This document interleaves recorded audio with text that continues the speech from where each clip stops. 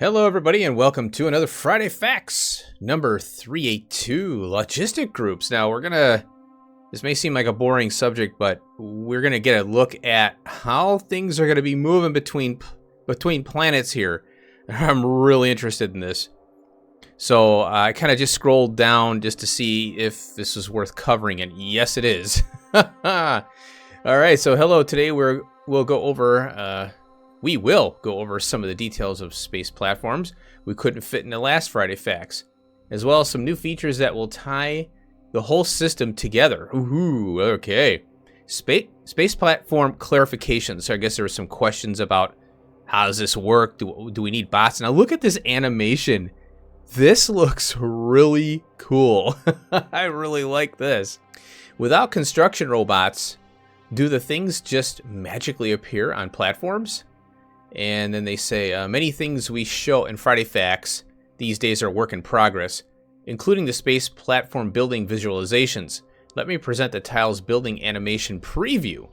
So it looks like, you're going to send stuff up to space, and then it's going to, I guess you kind of have to look at it as it's just building, there are mechanical systems in there. There's probably circuits, logic, things like that, So that is pretty cool. Look at this.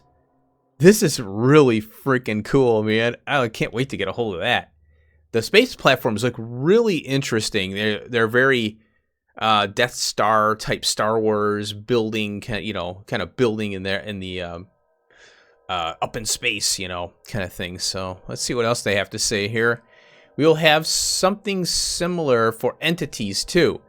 So things won't magically appear, but will be as though the platform is quote-unquote building them by itself. And then we have another question here. If blue science leads to rockets, do we get advanced stuff like low-density structure and rocket control unit earlier? Or are the rockets different? And then they say low-density structure is blue science. Yeah, that's how I was like, wait a minute. I thought we got that pretty early. Rocket, because you have to do the modular suit, and it requires LDSs. They go on to say rocket control units were removed and processing units are used instead. Oh, interesting. Okay, on top of that, we lowered the cost of the rocket by 20 times. This is to lower the focus on rockets because you'll have to produce rockets on every planet eventually. Send quite a lot of rockets to build your platforms and to move stuff between planets. This results in thousands of rockets being sent in the expansion, at least. Yeah. And now, if you're a mega baser, that doesn't really phase you. I think they're trying to make it where, for somebody who wants to play the expansion, and they're not like, a 10,000 hour, I played Factorio for 10,000 hours type player, So now in space exploration, which I'm playing right now as I'm recording this, they did the same thing.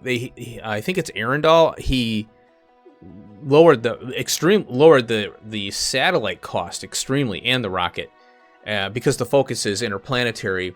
So it shifts to more fueling rockets and building the rocket, and then filling it, then sending it to the location. And you're kind of trying to build yourself up to that, So that's similar to what they're doing in space exploration, which is kind of good.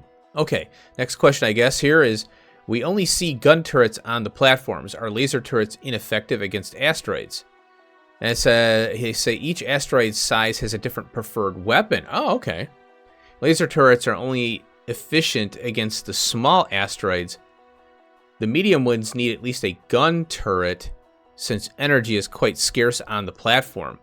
It is usually a better strategy or to just use gun turrets for both small and medium asteroids. Okay.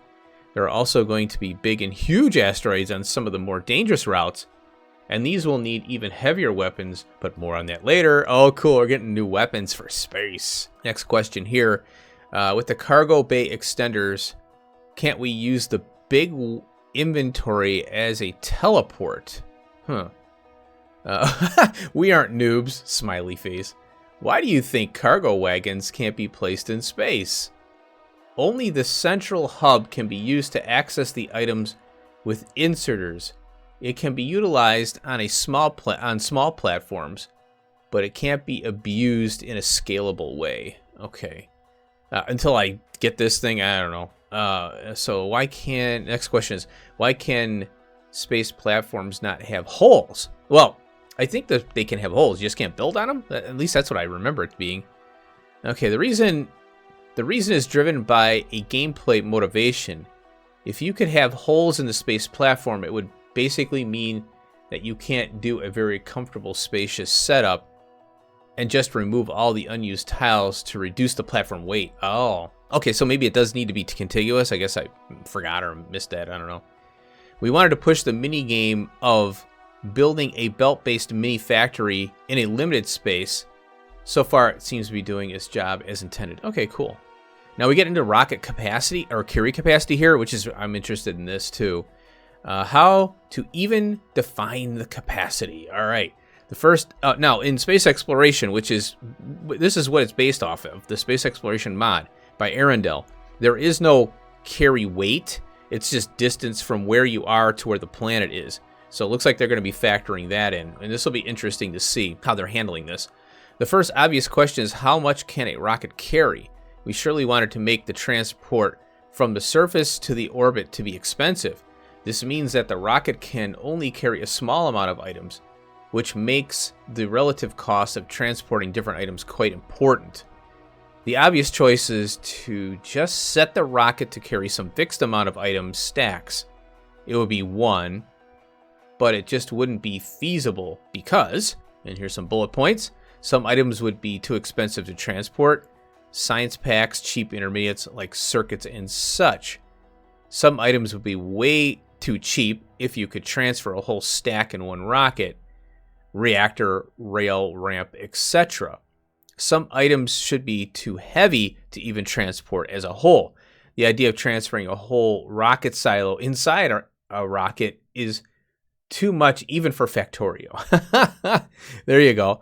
Yeah, okay, hold on a minute. Since we have recycling, oh yeah, it would be more efficient to transfer some resource-dense items like express underground belts to be recycled into the iron at the destination compared to just sending the iron directly. We could also manipulate the stack sizes to get the wanted ratios, but it would be changing the balance of trains versus belts and more. Okay, this is why we choose the capacity to be weight driven. There we go. Okay, and that makes sense. Yeah, I mean, you should be able to carry a rocket silo, I would think. I don't know if that's what they're going to do, but yeah, it's going to be a heavy, beastie thing. It takes concrete, 1,000 concrete, 1,000 steel, whatever it's going to take. Here's the rocket inventory. Look at this right here. Looks like we got a platform, shredder, whatever that is. Maybe a grabber. Oh, 4-tier solar, blue belt, and all this. Okay, let's see what we got here. Weight system.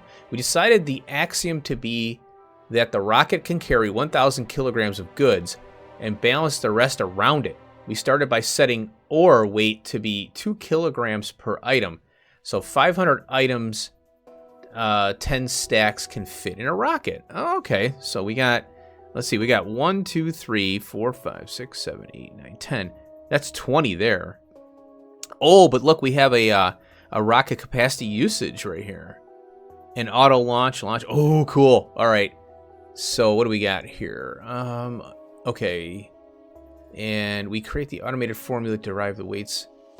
Where did I leave off at here? 5. Okay. Then we created an automated formula to derive the weights of items based on their recipes. Many items also have specific hand-picked weights defined in their prototypes. Okay. This created some kind of rough base for testing. And we then modified many things a lot. Most non-intermediate utility stuff was cut to be at most 1 stack per rocket. Many things were rounded up, etc. in some cases. We bent things a lot. Science packs are expensive, but they can't be recycled, so we allowed 1,000 to fit in a rocket. Modules are expensive, but a whole stack can fit a rocket because recycling modules is just silly, yeah. Okay. Filling the rocket. There are 2 main ways to fill a rocket, manually and automatically. In the manual mode, you could just put any mix of items you want as long as they fit in the limited fit the limit. Okay, and press a button to send the rocket to a space platform. There we go. It looks like we have a circuit network thing here, and this is a rocket, so we can circuit network rockets now, and that's something we can do in space exploration with the cargo rockets. I haven't tried the other rocket yet, because there is a vanilla rocket in that mod. So we have launch, travel to space, auto launch, launch, travel to space. I wonder what that means. I guess you're launching. Wow. Requests for space platform, logistics, trash slots for the rocket. Here's the rocket result, and then we got level 2, tier 2 prod. And look at this. Is that a 5 on the silo? What do you call it? Epic? Holy cripes. I wonder what that means. Then we have rocket progress, but I don't see a... Oh, here's the productivity bar right here. Yeah. Okay. So interesting. Logic, the rocket inventory, the request to request. All right. So manually filled rocket ready to be launched. All right. So let's move along here. In the automatic mode, the rocket silo will request just one type of item based on the requests from orbiting platforms. Okay. By default, it always waits until it has a full until it has a full rocket's worth before launching, so as to not waste any rocket capacity. For special cases, we add the custom minimal payload to set a lower launch threshold, which might be used for very expensive low throughput items. Okay. Select orbital request. Ooh, cool. So it looks like we got I'm looking to see if there's anything new. It looks like this is all vanilla stuff they're showing there. Okay, look, here we got quality equals, normal, 50, infinite, custom minimal. Oh, look. Custom minimal payload. Oh. And an import from, and we have a planetary and a checkbox. What? Oh, that looks cool. You can select a non-default amount needed to send one rocket. The import from selection allows the player to specify which planet is used to fulfill this request. It will be important later. Oh, wow, cool. All right, players traveling into space. Launch yourself to space is done with the same rockets as normal cargo. In the GUI, you just choose travel to space. Oh, that's what that's for, yeah. Okay, so when you're in it, you go travel to space. And then, and pick your destination platform. Upon arrival, the character will sit safely strapped into the platform hub. However, the weight system implies that the player can potentially hold tons of rockets worth of items in their inventory. So traveling to space, you can only carry your armor and your guns, nothing else, not even ammo. Well, how's that gonna work when you go to different planets now and you've got like set requests?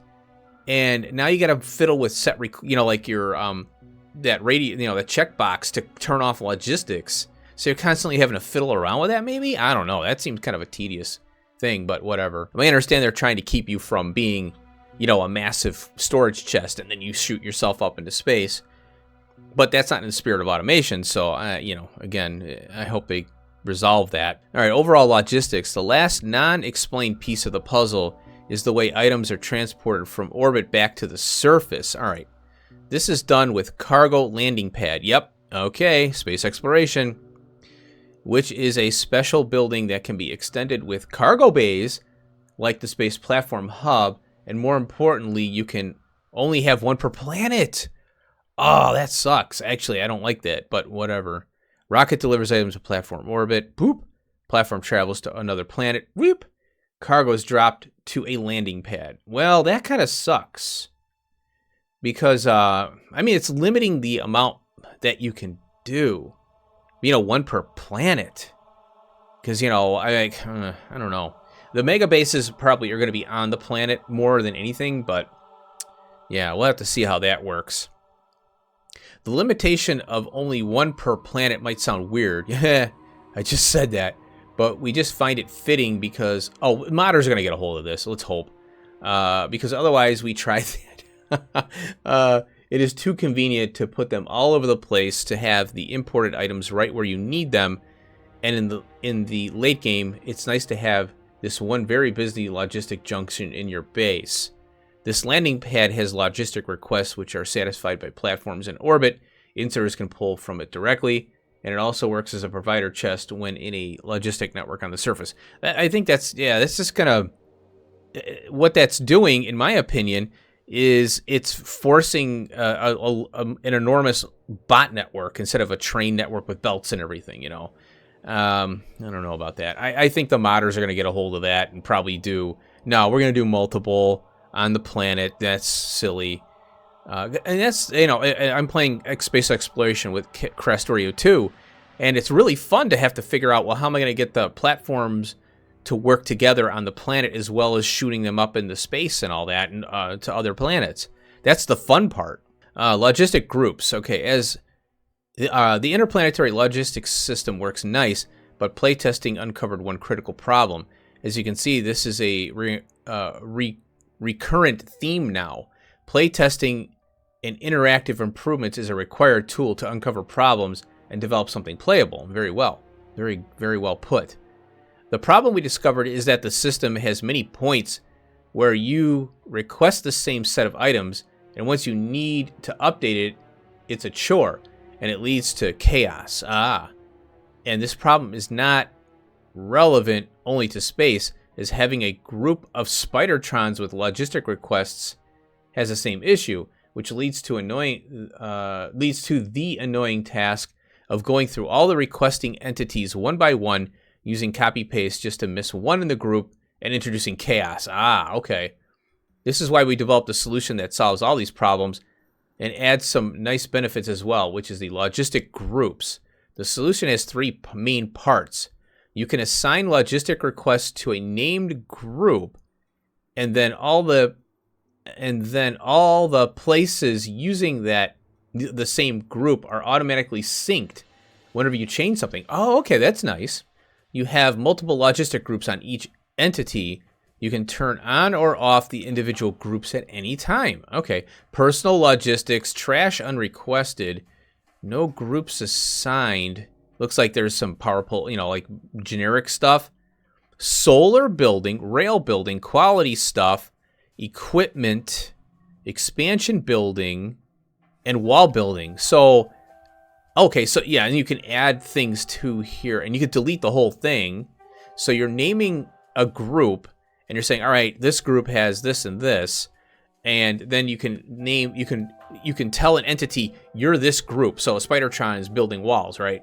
So laser turrets and walls. You, Mr. Spidertron, grab these walls and go here or whatever, you know. So maybe that's it. We got some trash slots here. This is similar to what I actually used during game. I was enabling different things based on what I was planning to do. Okay, let's see. The final GUI solution is also the result of quite a few iterations. The main goal was to make it reasonably simple to use if you don't care about groups at all. In that case, you just have the one unnamed group and use it as the same way as in 1.1. Okay, so trash. Oh, okay. So yeah, they're referring to, you know, one big entity group for your player character, and you're just, you know, you request everything from there. Trash unrequested. There was this annoying problem I had with Spidertrons. As I played, I had to add more and more trash requests for all the things they could pick up. For example, wood, stone, ores, basically any kind of mess they encountered when deconstructing. When I was adding around the 10th item to be trashed, I realized that there will be ways that one extra item I forgot about. Yeah, there will always be. Okay, and what I actually wanted to do is trash everything that is not requested. At that point, the feature idea was obvious. Oh, cool. All right, nice. So we added the trash unrequested checkbox. And when enabled, anything that isn't explicitly requested is put straight to trash. This also has the secondary benefit that when you change the requests of some groups, outdated request items don't accumulate in the storage. Nice. Using the trash unrequested in personal logistics can have a few unexpected consequences at times, and it takes a while to become conscious about it. It happens to me many times that I crafted this new item into my inventory. It immediately disappeared into the trash slots, and before I realized what was going on, the robots were happily carrying it away from my reach. But once I got used to it and turned it on and off based on what I was doing, it became one of those things I couldn't play without anymore. Okay. Both the logistic groups and trash unrequested features are unified across player, requester chests, Spidertrons, Roboports, rocket silos, space platform hubs, and landing pads, and will be available in the 2.0 base game. No way. Cool. So that's a feature that you don't have to have the expansion for. The small bonus on top, I would like to show you my favorite example of beginner/intermediate circuit network usage to demonstrate a needed change related to the logistic groups. The wall resupply system. If you know what's up in Factorio, you'll probably learn that it's not the best idea to spread your logistic network across all your expansions and defensive perimeters. It's generally better to have more smaller logistic networks so the robots' deliveries are faster. You also probably know that it's a good idea to set up a way to keep your defensive perimeter in good shape automatically, so biters won't eventually grind it down. This becomes even more useful once you need to ensure that your base is able to survive long enough without your physical presence in the space age expansion before having Spidertrons or artillery. So it's useful to set up a wall resupply system, which is basically a train which delivers all the needed materials to the separate smaller logistic networks around the defense perimeters. Just a few common errors are needed to make this work. Really? Well, there you go. Okay, so what is he? Arithmetic common error. Working. Input signals, output signals. Okay, so they're using negative values. As you can see, there's a -8 here and a 4 here. So it means it's going to probably bring 4 radar in this case. 150 minus 300, probably going to bring 150. So these are the things that are getting damaged. Looks like they're clicking on this one here. So yeah, you can set up a little bunch of combinators to do auto requests and stuff. Pretty cool. Example of the automatic wall resupply setup. There you go. The constant combinator defines what is needed at the remote outpost. Oh, okay. Oh, okay. Yeah. So the combinator is the positive number, and we subtract what we have from what we need to get the list of missing materials. This can be used to control the insert or unloading from the train, and also enable the station to call the train only when necessary. The problem: everything is nice and easy and doable in vanilla just fine, but the system has a problem related to change. You might decide that you want to add a new item to your resupply stations or change the item amounts. As long as you don't want to make a huge whole map circuit network, all the constant combinators, one in your main base and one per remote station, have to be updated manually with no way to automate it. That is unacceptable. There you go. The solution. Ooh, okay. Since we just finished the logistic group system, we are also looking for ways to read the contents of logistic groups with the circuit network. The solution felt obvious. Okay, constant combinators just use the exact same system for the configuration as the request entities. So different combinators in the world can be synced up automatically, and the constant combinators can be even synced up with the requesting entities. So there you go. Yeah, constant. It makes sense to do this. So you got a wall resupply group, and this constant combinator, you just pick it, and then you can add a. Okay, so you can add more there. This is the list of things required to be present in each of the wall perimeter stations. So they even have a description attached to this group. Wow, that's pretty cool. As you might guess, this is not the last time we'll talk about circuit stuff. We may have things which both make it more approachable and more powerful, but since this post is starting to be quite long, it'll be discussed some other time. There you go. As always, let us know what you think at the usual places. They didn't do anything special on that. That's fine. All right. Well, this is very cool. So yeah, this is something I think, yeah, we definitely need in the game. Definitely need it. You know, the circuit network needs an update. I think that circuit network is quite tricky, and having the global ability to do groups and global, or well, you set up a group and then you can use that group for anything it's like one area, and when one area you update all the information, and then you can pick that specific thing for that commoner or whatever you're doing, commoner or I think or rocket platforms and stuff like that. So yeah, it definitely makes that pretty nice. So very cool. I like the I do like the direction they're going. I have a feeling the modders are definitely going to get a hold of this, and they're going, no, we want more of these. We want to make it more like space exploration, where you can shoot off rockets to anywhere. You can have multiple platforms delivering to one planet. I can even see modders getting a hold of this and adding more planets and more complexity. Can you imagine Pionons with this? Holy moly. Pionons is going to have a field day. I mean, I don't know how big that would be, but imagine an overhaul mod like Pionons or even Angels, Bobs, Space Exploration, Factorio 2, whatever mod, Nullius you're looking at. And imagine you have to go to a different planet to get an alien for Pionons, and you have to find it. And when you find it, you have to grow it on that planet and, you know, automate it. So you have those aliens and you have to render them to get specific body parts. And then you have this huge logistics system going back and forth between planets, because you can't take the alien from that particular environment or else it'll die, right? You know, it can't survive. It's like taking a fish out of water and putting on, you know, on land. Well, it's not going to survive. Same thing with like an alien life. You know, there's certain aliens that you could do on one planet. Oh, that's going to be so cool. I can't wait to see what modders are going to do with this, man. I really can't. It's going to break open a lot of cool stuff. So anyway, I hope you enjoyed the Friday facts. I'll cut this off now. I'll see you next week. If it's not really a big one, I won't cover it, but lately they've been really good, so I figure I'll cover it. And yeah, have an awesome day. I'll see you later. Peace out.